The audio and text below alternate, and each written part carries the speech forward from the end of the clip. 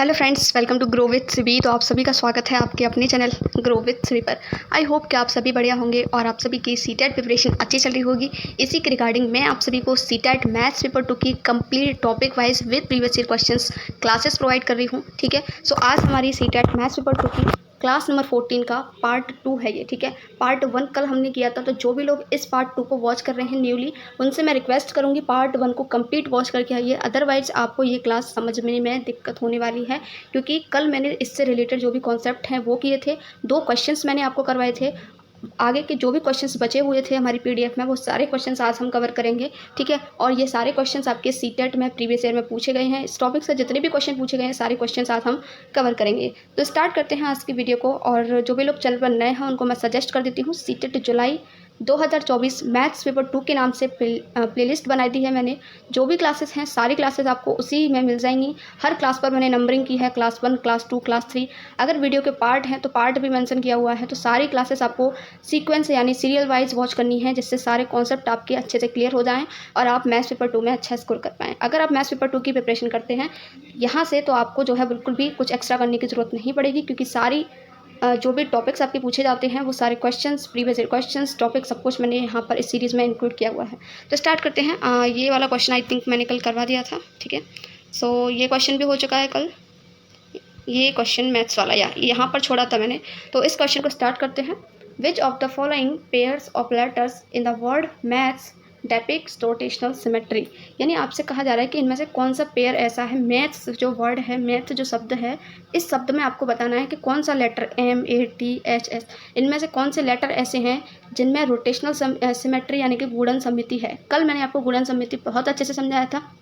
ठीक है, तो अभी हम इसको स्टार्ट करते हैं। कल मैंने आपको एक बात नहीं बताई थी जो इम्पॉर्टेंट है। देखिए, किसी भी लेटर हो या फिर कोई भी आकृति हो हमारे पास, गुणन का मतलब घुमाना। जब हम उसको घुमाते हैं, ठीक है, तो जब हम उसको 360 डिग्री कंप्लीट घुमा देंगे तो हर एक आकृति, चाहे वो आपका M हो, A हो, T हो, H हो, S हो, या फिर आपका कोई आकृति हो, वर्ग हो, आयत हो, जब हम उसको कंप्लीट घुमा देंगे तो पहले जैसी वो थी वैसी ही हमें दिखाई देगी।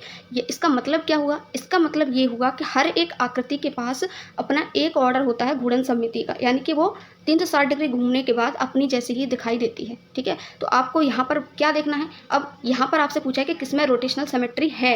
ठीक है, यह पूछा है कौन कौन से पेयर में है। तो आपको 360 डिग्री पर फोकस ना करके ये फोकस करना है कि 360 डिग्री से नीचे भी अगर जिसमें होगी रोटेशनल सिमेट्री वही आपका आंसर होगा। ठीक है, तो स्टार्ट करते हैं सबसे पहले ऑप्शन नंबर ए से। अगर मैं ए को देखती हूँ तो ए हमारा कुछ इस तरीके का है। ठीक है, अगर मैं इसको रोटेट करती हूँ, मैं पॉइंट लगा देती हूँ, अगर मैं इसको 90 डिग्री रोटेट करूँगी तो ये मुझे कुछ इस तरीके का दिखाई देगा।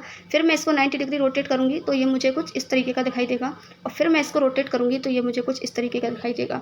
ठीक है, यहाँ पर मैंने 90 डिग्री रोटेट किया इसको, यहाँ मैंने 180 डिग्री रोटेट किया, और यहाँ मैंने 270 डिग्री रोटेट किया। अगर मैं इसको 360 डिग्री रोटेट करूँगी तो ये मुझे फिर से वैसा ही मिल जाएगा। ठीक है, तो आपने यहाँ पर एक चीज़ देखी ना, तो ये 90 डिग्री में ए आपको बिल्कुल ऐसा दिख रहा है, नहीं दिख रहा है, यानी कि जैसी आकृति पहले है वैसी ही घुमाने के बाद अगर दिखती है उसी पॉइंट पर वो गुणन सममिति कहलाती है। ठीक है, अब मैं इस वाले ए को देखती हूँ, क्या इससे मैच कर रहा है? नहीं कर रहा। इसको देखूँ तो मैच कर रहा है? नहीं कर रहा। लेकिन इसको देखती हूँ तो मैच करेगा, और ये करेगा, हर एक लेटर 360 डिग्री पर आकर के मैच करेगा। मैंने अभी आपको बताया था कि हर एक लेटर, हर एक आकृति 360 डिग्री पर गुणन सममिति बनाती है। ठीक है, तो ऑप्शन नंबर ए तो आपका गलत हो जाएगा। क्यों? क्योंकि यहाँ पर तो हर एक आकृति 360 बनाएगी, लेकिन हमें 360 से नीचे देखना है। ठीक है, तो ए तो गलत हो गया। अब ऑप्शन नंबर बी की अगर चेक करना है तो पहले टी को चेक करते हैं। तो अगर मैं टी को चेक करती हूँ, देखो अब आपको एस को चेक करने की जरूरत नहीं है। क्यों? क्योंकि अगर हम ऑप्शन नंबर ए को सिलेक्ट करेंगे तो उसमें ए और एस दोनों हैं, और ए जब गुणन सममिति नहीं दे रहा है तो ऑप्शन नंबर ए गलत हो जाएगा। टी को चेक करते हैं। इसको जब हम रोटेट करेंगे ऐसे तो ये कुछ ऐसा दिखाई देगा, फिर रोटेट करेंगे तो ये कुछ ऐसा दिखाई देगा। ठीक है, फिर से रोटेट करेंगे तो ये कुछ ऐसा दिखाई देगा, और फिर अगेन रोटेट करेंगे, फिर आपका टी बन जाएगा। यानी कि इसमें भी आपका एक भी आकृति ऐसी नहीं है आई है घुमाने पर जो पहले जैसी थी। ठीक है, तो इसमें भी आपकी गुणन सममिति नहीं है, यानी कि ऑप्शन नंबर बी भी गलत। ऑप्शन नंबर सी को देखते हैं। एम को चेक करते हैं। तो अगर मैं एम को चेक करती हूँ, ये है आपका एम, इसको घुमाएंगे ऐसे। ठीक है, ऐसे घुमाएंगे तो ये ऐसे हो जाएगा, ऐसे घुमाएंगे फिर तो ये कुछ ऐसा आपको दिखाई देगा, फिर से घुमाएंगे। ठीक है, फिर से घुमाएंगे, अब ऐसे घुमाएंगे तो ये आपका कुछ ऐसा दिखाई देगा। यानी कि ये 90 डिग्री पर घुमाया, 90 करके आपको घुमाना है, 180 पर घुमाया, 270 पर घुमाया, आपको पहले जैसी आकृति नहीं मिली किसी पर भी, इसका मतलब इसमें भी हमारी गुणन सममिति नहीं है। ठीक है, तो ऑप्शन नंबर सी भी गलत है। ऑब्वियसली आपका ऑप्शन नंबर 4 ही सही हो जाएगा, क्योंकि सारे ऑप्शन कट चुके हैं तो यही करेक्ट होगा। कैसे होगा चलो देखते हैं। यहाँ पर देखिए एच है आपका, पहले एच को चेक करते हैं। एच को जब घुमाएंगे तो ये कुछ इस तरीके का दिखाई देगा, कुछ ऐसा। एक सेकेंड, ये आपको कुछ ऐसा दिखाई देगा, ठीक है। फिर इसको घुमाएंगे तो ये आपको कुछ ऐसा दिखाई देगा, ठीक है। फिर घुमाएंगे तो ये कुछ ऐसा दिखाई देगा और फिर से घुमाएंगे तो ये कुछ ऐसा, यानी कि 90 डिग्री पे घुमाया तो एच ऐसा है और ये ऐसा है तो नहीं आया। फिर 180 डिग्री पे घुमाया तो इसको देखिए और इसको देखिए, बिल्कुल एक जैसे हैं, यानी कि पहले जैसी आकृति मिली है, यानी कि 180 डिग्री पर एच में घूर्णन सममिति है। तो ये एच तो करेक्ट हो गया। अब एस को और चेक करते हैं, अगर एस भी हुआ तो हमारा करेक्ट हो जाएगा।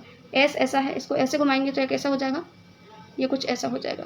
फिर से घुमाएंगे तो ये कैसा हो जाएगा, ये कुछ ऐसा हो जाएगा, ठीक है। तो ये एस और ये एस बिल्कुल सेम है, यानी कि 180 डिग्री पर फिर से ये हमें क्या मिल गया, सेम मिल गई आकृति। तो ये भी इन दोनों में घूर्णन सममिति है। तो ऑप्शन नंबर डी आपका यहाँ बिल्कुल करेक्ट हो जाएगा। मैंने आपको पूरी कोशिश की है समझाने की, मुझे लगता है आपको समझ में आ गया होगा। कल की क्लास एक बार देख लेना और नहीं समझ में आया एक बार फिर से रिपीट करके वीडियो को देखो, समझ में आ जाएगा। नेक्स्ट क्वेश्चन देखते हैं। निम्न में से किस आकृति में रैखिक सममिति होती है परंतु घूर्णन सममिति नहीं होती है। यानी कि यहाँ पर आपको ऑप्शन दे रखे हैं, समबाहु त्रिभुज यानी कि इक्विलेटरल ट्रायंगल, और रेक्टेंगल आयत, पतंग यानी काइट, और डी है आपका समचतुर्भुज यानी कि रोम्बस। आपको बताना है ऐसी कौन सी आकृति है जिसमें सिमेट्री, लाइन्स ऑफ सिमेट्री तो है लेकिन रोटेशनल सिमेट्री नहीं है, ठीक है। रोटेशनल सिमेट्री नहीं है, लाइन्स ऑफ सिमेट्री है। तो यहाँ पर देखिए जो आपका समबाहु त्रिभुज है उसमें तो लाइन्स ऑफ सिमेट्री होती है, ठीक है। आयत में भी लाइन्स ऑफ सिमेट्री होती है, कितनी होती हैं, 2 होती हैं। मैंने बताया था ना, ऐसे काटते हैं तो 2 बन जाती हैं।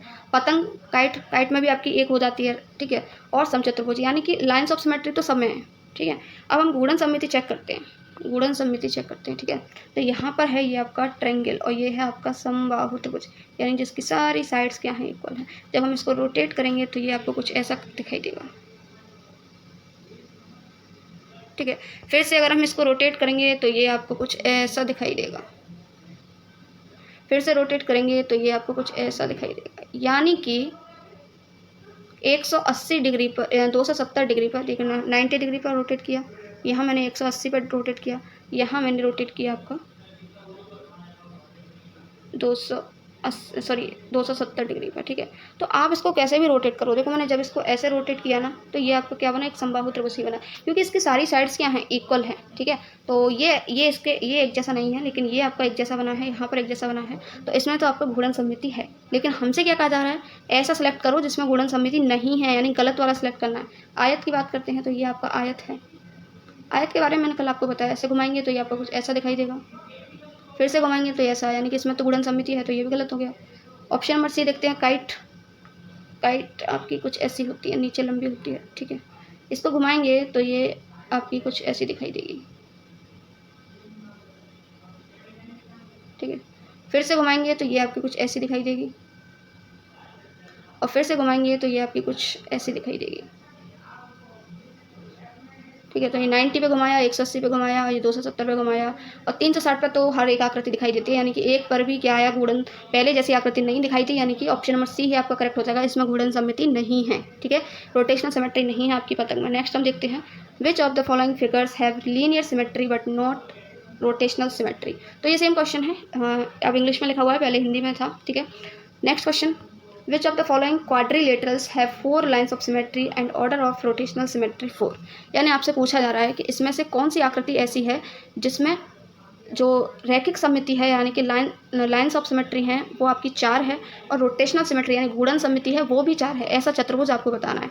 तो रोम्बस यानी कि समचतुर्भुज है, स्क्वायर यानी वर्ग है, रेक्टेंगल यानी आयत है वो, या फिर पैलोग्राम समांतर चतुर्भुज है। तो मैंने आपको कल बताया था कि जो आपका स्क्वायर होता है, स्क्वायर में ही आपकी 4 रैखिक सममिति होती हैं। स्क्वायर की क्या होती हैं, आपकी सारी साइड्स इक्वल होती हैं। तो आप उसमें ऐसे भी काट सकते हो, इसको ऐसे भी काट सकते हो, ठीक है, ऐसे भी काट सकते हो और ऐसे, यानी कि स्क्वायर में आपकी 4 रैखिक सममिति होती हैं। तो ऑप्शन नंबर बी ही आपका करेक्ट हो जाएगा। और अगर आप इसको घुमाओगे ना तो हर बार घुमाने पर आपको जो है, हर बार घुमाने पर ये आपको क्या देगी, सेम आकृति मिलेगी। देखिए आप इसको ऐसे करके घुमाओगे ना तो फिर से आपको यही आकृति मिलेगी, फिर से घुमाओगे तो फिर से आपको यही आकृति मिलेगी, फिर से घुमाओगे तो फिर से, यानी कि आप इसको कितना भी घुमा लो आपको ऐसी ही आकृति मिलेगी। तो ऑप्शन नंबर बी इसका यहाँ पर बिल्कुल करेक्ट हो जाएगा। नेक्स्ट क्वेश्चन देखते हैं, इन ट्रायंगल ABC, अब ये आपका आया है कॉन्ग्रुएंट यानी सर्वांग सम से, ठीक है। 2 त्रिभुज दे रखे हैं आपके पास ABC और DEF। कहा जा रहा है if AB equals to EF। तो हम क्या करते हैं, यहाँ पर 2 ट्रायंगल ड्रॉ कर लेते हैं। पहले मैंने यहाँ पर 2 ट्रायंगल, आपको भी इसी तरीके से ये वाले क्वेश्चन आपको हमेशा डायग्राम ड्रॉ करके करने हैं, ABCD। अब DE यहाँ पर मत लिखना, E आपको यहाँ नहीं लिखना है। मैंने बताया था जैसे इधर लिखोगे वैसे ही इस साइड लिखना है। D इधर लिया तो E भी इधर ही लेना है, EF। देखो अगर उल्टा ले लोगे ना तो गलत हो जाएगा, फिर गड़बड़ हो जाएगी, DEF, ठीक है। क्या कहा जा रहा है उसी के अकॉर्डिंग चलते हैं। AB साइड इक्वल है EF के, तो ये वाली साइड इसके इक्वल है। बी सी बराबर है डी ई के, यानी कि बी सी दूसरी साइड बराबर है डी ई के, डी ई कहाँ है, यहाँ पर है। फिर क्या कहा जा रहा है, सी ए बराबर एफ डी, सी ए यानी ये वाली साइड बराबर है एफ डी, 1 2 3 इसके, ठीक है। अब क्या कहा जा रहा है, अब हमें ये देखना है कि कौन सा त्रिभुज सर्वांगसम होगा, ठीक है। तो ए से आए बी पर, B A B C, triangle A B C को चेक करना है। यहाँ पर क्या कहा जा रहा है, किसका सर्वांगसम है, triangle F E F D के। तो देखिए यहाँ पर ए से बी पे आएंगे तो एक डॉट वाली हो जाए, ठीक है। ई से एफ पर जाएंगे तो एक डॉट वाली हो जाए, बी से सी पर आएंगे तो डबल डॉट आ रही हैं, ठीक है। और फिर एफ से डी पर जाएंगे तो 3 डॉट आ रही है, ये तो गलत हो गया, ठीक है। अब बी ऑप्शन पर जाते हैं, ए बी सी वही है, यहाँ पर क्या, इसको चेक करो बस। डी से ई पे जाएंगे, देखिए ए से बी पर आ रहे हैं तो एक ही डॉट है, लेकिन डी से ई पर आ रहे हैं तो 2 डॉट हैं, तो ये भी गलत हो गया। नेक्स्ट हम चेक करते हैं ऑप्शन नंबर 3, लेकिन गड़बड़ हो गया। ऑप्शन नंबर 3 पर अगर मैं स्क्रॉल करूँगी तो ये मुझे सारा साफ करना पड़ेगा, ठीक है। कोई नेम फिर से ड्रॉ कर लेंगे, ठीक है। ये कुछ ऐसा है आपका, अब फिर से मुझे स्पेस लेना था, ये क्या हो गया। एक काम करती हूँ, पहले मैं ये ऑप्शंस को ना यहाँ पर लिख लेती हूँ। डी एफ ई है और एफ ई डी है, ठीक है। अब देखिए यहाँ पर मैंने यहाँ पर लिख लिए हैं डी एफ ई, और चौथा ऑप्शन है आपका एफ ई डी। ये तो सभी में सेम है, ए बी सी आपको बताना है किसके सर्वांगसम है, ठीक है।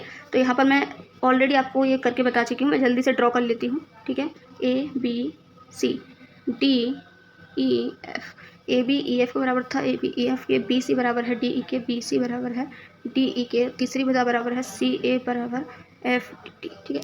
अब करते हैं यहाँ पर तीसरा ऑप्शन, देखो 2 ऑप्शन तो गलत हो गए थे हमारे, तीसरा ऑप्शन क्या कह रहा है, ए बी सी बराबर है डी एफ ई से। तो देखिए डी से अगर मैं एफ पर आऊँगी तो 3 लाइन है, और यहाँ ए से बी पर जा रहे हैं तो 1 लाइन है, तो सी भी गलत हो गया। अब 100% एक ही ऑप्शन बचा, इसको भी चेक कर लेते हैं। ए से बी पर आ रहे हैं तो 1 लाइन है, तो एफ से ई पर जाएंगे तो भी 1 लाइन है, ये सही है। फिर ई से डी पर जाएंगे, ई से डी यहाँ पर बी से सी पर जाएंगे तो 2 लाइन है, ई से डी पर जाएंगे, देखो ई से डी पर जा रहे हैं ना, तो यहाँ पर देखिए 2 लाइन है, ठीक है। एक बार कलर चेंज करके दिखाती हूँ, देखो यहाँ पर ना आप बी से सी पर जाओगे तो 2 लाइन है, ठीक है। ई से डी पर जाओगे तो भी 2 लाइन है। फिर डी से आपको एफ पर जाना है, यहाँ पर सी से ए को जाना है, डी से एफ पर जाओगे तो 3 लाइन, और यहाँ भी 3 लाइन, यानी कि यही सर्वांगसम है, यानी कि ऑप्शन नंबर 4 आपका यहाँ बिल्कुल करेक्ट हो जाएगा, A B C congruent to triangle F E D. I hope. Next question है हमारा, if in 2 triangles A B C and D E F, यानी कि 2 त्रिभुज दे रखे हैं ए बी सी और D E F. A B हमें 4.5 दे रखी है, ए सी 4 दे रखी है, एंगल ए हमें 55 डिग्री का दे रखा है, D E 4 centimetre, F D 4.5 centimetre, angle D 55 degree, then which of the following is true, यानी कि आपको बताना है कि इन चारों ऑप्शंस में से कौन सा सही है। त्रिभुज ए बी सी सर्वांगसम त्रिभुज डी ई एफ, देखिए वहाँ पर उस बिल्कुल उसी क्वेश्चन जैसा ही है। उस क्वेश्चन में क्या था, आपको त्रिभुज A B C he check करना था कि किसके सर्वांगसम है, ठीक है। यहाँ पर आपको क्या करना है, देखिए यहाँ पर ध्यान से देखना है आपको, यहाँ लिखा हुआ है त्रिभुज बी ए सी सर्वांगसम त्रिभुज ई डी एफ, त्रिभुज ए बी सी सर्वांगसम एफ डी ई, और त्रिभुज बी ए सी सर्वांगसम एफ डी ई। तो आपको बताना है कि इन चारों में से कौन सा ट्रू है, ठीक है। तो इसको सॉल्व करते हैं। पहले इसके लिए हमें क्या करना पड़ेगा, डायग्राम ड्रॉ करना पड़ेगा। सो पहले मैं यहाँ पर करती हूँ डायग्राम ड्रॉ। मैंने यहाँ पर कर लिए हैं 2 डायग्राम ड्रॉ, ठीक है। ए बी सी, दूसरा डी ई एफ, जो जो दिया है उसी को लिख लेते हैं, ठीक है। ए बी हमें दे रखी है 4.5, यानी कि ये वाली साइड हमें दे रखी है 4.5, ए सी 4 यानी कि ये वाली 4 है, और एंगल ए 55 है, यानी कि ये वाला एंगल आपको 55 दे रखा है, ठीक है। डी ई 4 है, यानी कि डी ई कहाँ पर है, ये आपको 4 दे रखी है। एफ डी 4.5 यानी कि ये वाली 4.5 है, और एंगल डी 55 है, एंगल डी यानी कि ये वाला एंगल 55 है। अब आपको बताना है कौन सा किसके सर्वांगसम होगा। पहला क्या कह रहा है, त्रिभुज ए बी सी सर्वांगसम त्रिभुज डी ई एफ। तो देखिए ए से बी पर आएंगे तो 4.5 है बीच में, ठीक है। तो डी से ई पर जाएंगे तो 4.5 होना चाहिए, तभी सर्वांगसम होगा। तो देखिए डी से अगर हम ई पर आ रहे हैं तो 4 आ रही है, यानी कि ये तो हो गया गलत। नेक्स्ट चेक करते हैं। अब देखो बस यहाँ पर यही गड़बड़ हो रहा है, समझ में नहीं आ रहा मैं इनको कैसे डील करूँ, ठीक है। क्योंकि अब मैं यहाँ से इसको नीचे स्क्रॉल करूँगी ना तो मुझे ये सब हटाना पड़ेगा, इस प्रॉब्लम का सॉल्यूशन देखना पड़ेगा।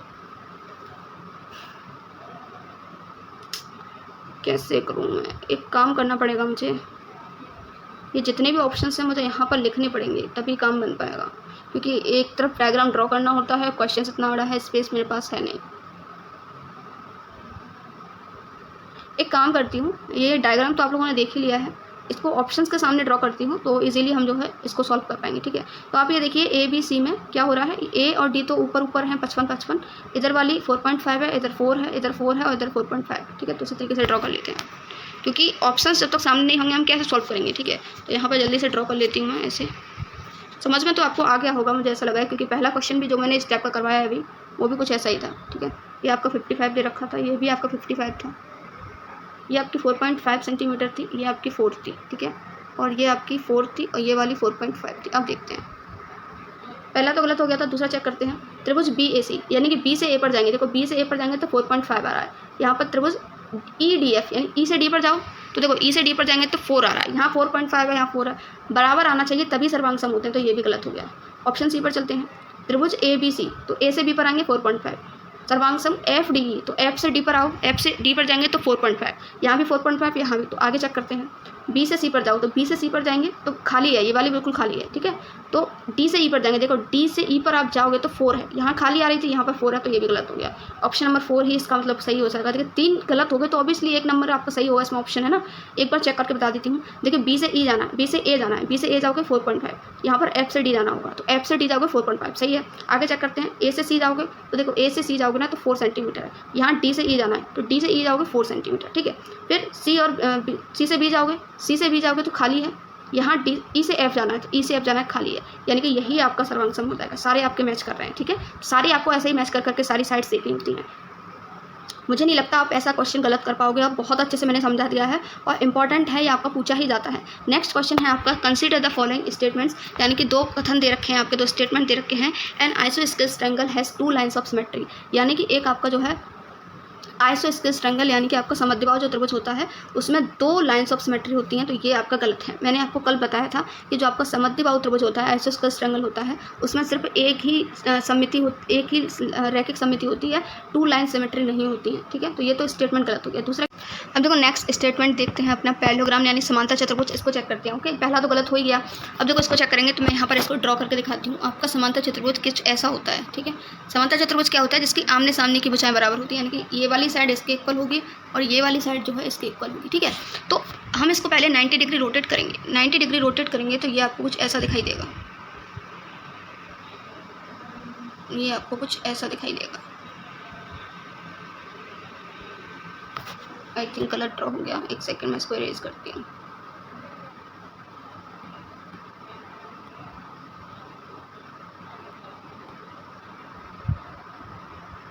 इसकी इरेजर भी इतनी छोटी है। ठीक है, इसको रोटेट करेंगे तो ये आपको कुछ ऐसा दिखाई देगा।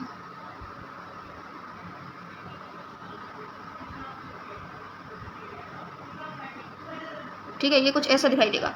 फिर हम इसको 90 डिग्री फिर से रोटेट करेंगे, ये वाली साइड आपकी इधर आ जाएगी और ये वाली छोटी वाली साइड है आपकी इधर आ जाएंगी। फिर से हम इसको रोटेट करेंगे, फिर से अगर मैं इसको रोटेट करूँगी तो ये आपको कुछ ऐसा ही दिखाई देगा, यानी कि 180 डिग्री पर ये क्या हो रहा है, 180 डिग्री पर बिल्कुल हमें सेम आकृति मिल रही है पहले जैसी। तो इसमें एक तो रोटेशनल सिमेट्री ये हो गई, और मैंने आपसे कहा था कि 360 डिग्री पर हर एक आकृति रोटेशनल सिमेट्री होती है, हर एक आकृति की, चाहे वो कोई भी आकृति हो। ठीक है, तो इस तरीके से एक तो आपका 180 डिग्री पर मिल रही है वैसे सेम आकृति, एक हमें 360 पर भी सेम मिलेगी, तो 2 रोटेशनल सिमेट्री हो गई आपकी पैरेललोग्राम की। तो ऑप्शन जो स्टेट नंबर 2 है स्टेटमेंट, यानी कि कथन 2 आपका बिल्कुल सही है। ठीक है, तो एक ऑप्शन जो आपका स्टेटमेंट ए है, यानी कि कथन 1 है वो गलत है, कथन 2 आपका सही है। तो आपका कौन सा नंबर यहाँ पर करेक्ट हो जाएगा, ओनली स्टेटमेंट 2 इज़ ट्रू, तो ऑप्शन नंबर बी आपका यहाँ बिल्कुल करेक्ट हो जाएगा।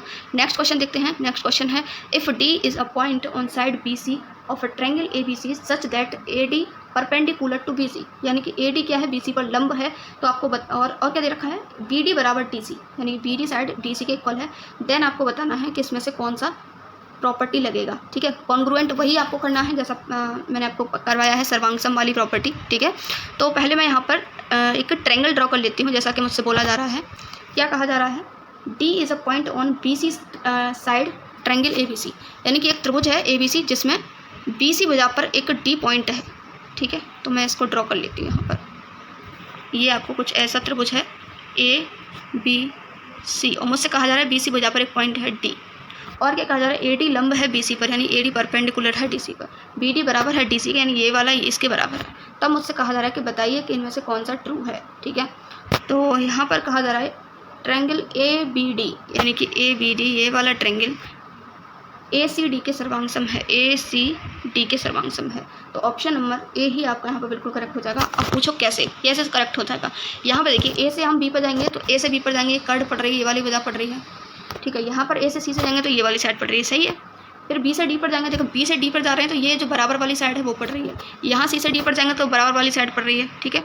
फिर डी से ए पर जाएंगे, देखो डी से ए पर जाएंगे तो ये कॉमन है, डी से ए पर जाएंगे तो इसमें भी ये कॉमन है। तो ऑप्शन नंबर ए ही आपका यहाँ करेक्ट होता है, जहाँ पर तीनों साइड बिल्कुल क्या है, इक्वल है। तो इसका तो ये तो बहुत ईजी था। नेक्स्ट हम देखते हैं यहाँ पर, देखो एक चीज़ और यहाँ पर ब्रैकेट में लिखा हुआ था, बताना भूल गई।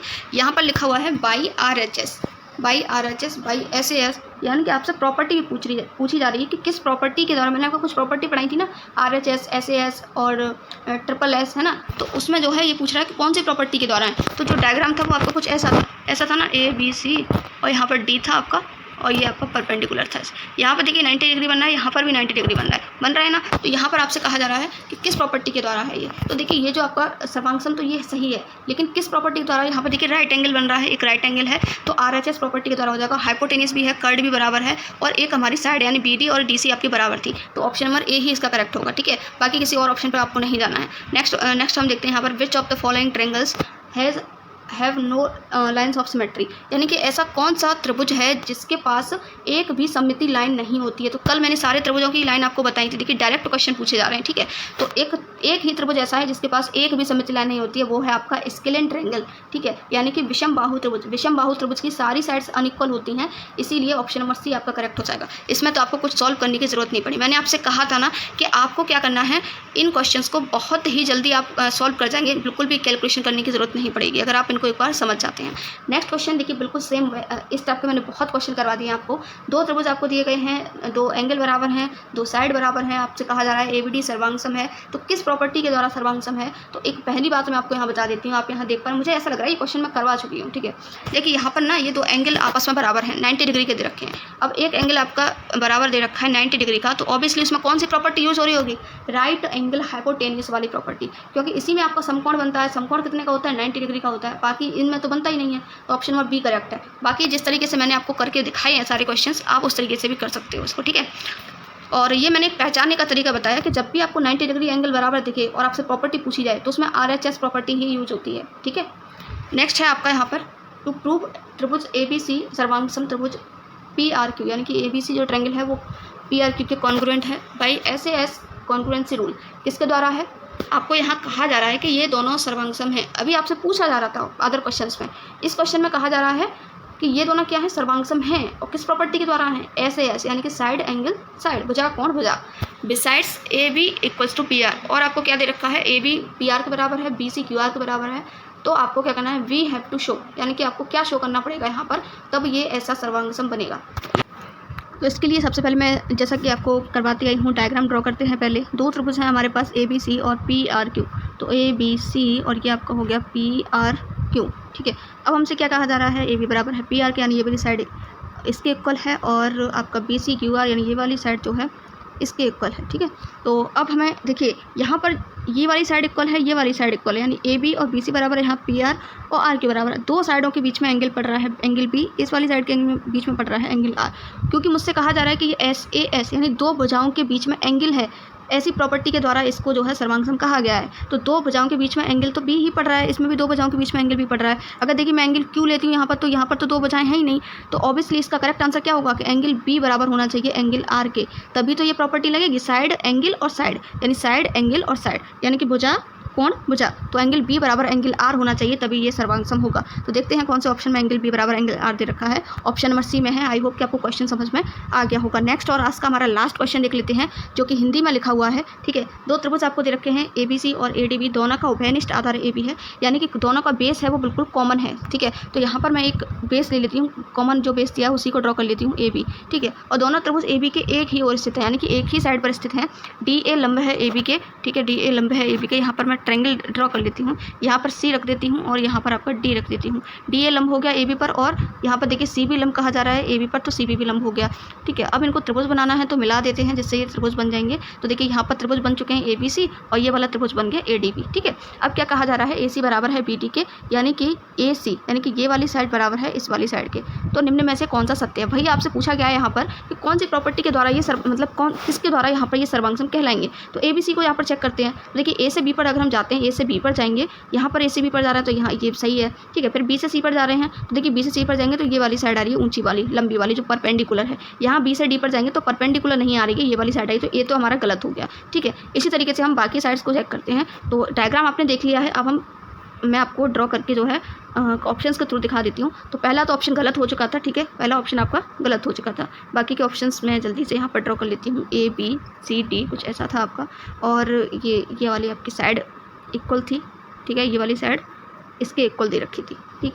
और आपसे क्या कहा जाता है ए बी सी, यानी ए से बी पर जाएंगे, ए से बी पर जाएंगे, इसमें क्या कहाँ जा रहा है ए से डी पर, तो देखिए ए से डी पर, ये तो गलत हो गया। यहाँ ए से बी पर जा रहे हैं, यहाँ बी से ए पर जा रहे हैं, यानी ए से बी पर जाएंगे या बी से ए पर आओ, दोनों का सेम ही रहेगा ना। फिर बी से सी पर जाएंगे तो देखो बी से सी पर जाएंगे तो परपेंडिकुलर वाली लाइन आ रही है, इस वाले में ए से डी पर जाएंगे परपेंडिकुलर, सही है। एक और चेक कर लेते हैं लास्ट, सी से ए पर आएंगे, देखो सी से ए पर आओगे तो ये वाली साइड इक्वल है, ठीक है, ये वाली जो ट्रायंगल है वो कर्ड बोल सकते हो आप इसको, ये आ रहा है, ठीक है। यहाँ पर डी से बी पर जाना तो डी से बी पर जाएंगे, यहाँ भी कर्ड, तो यानी कि इसमें सारी साइड्स जो है एक दूसरे के इक्वल हो रही हैं, तो ऑप्शन नंबर सी ही आपका यहाँ बिल्कुल करेक्ट हो जाएगा। तो ये थे आज के सारे क्वेश्चंस, और आपका जो कॉन्ग्रुएंट और सिमेट्री का जो टॉपिक है वो सारा मैंने खत्म करवा दिया है। अगर कोई भी क्वेश्चन पूछा जाएगा तो यहीं से पूछा जाएगा, बाकी हम नेक्स्ट टॉपिक कवर करेंगे नेक्स्ट वीडियो में। Thank you so much for watching this video.